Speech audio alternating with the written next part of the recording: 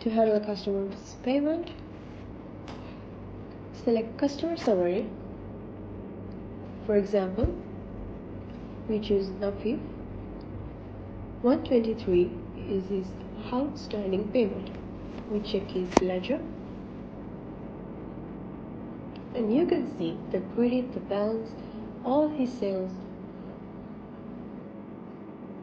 user sales commission, and etc. And you can go down and see the total and grand total, opening balance and as, and closing balance, and his outstanding payment is 123. So we select receipt, then you can see the outstanding payment is 123, and if he's willing to pay, he's willing to pay 100.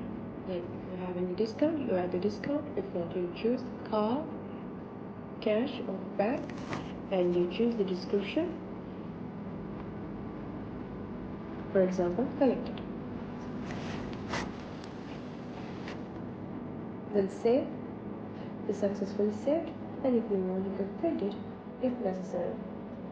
Cancel, go back, and select again Customer Summary, and you can see their outstanding payment has been updated. And that's how you handle the payment.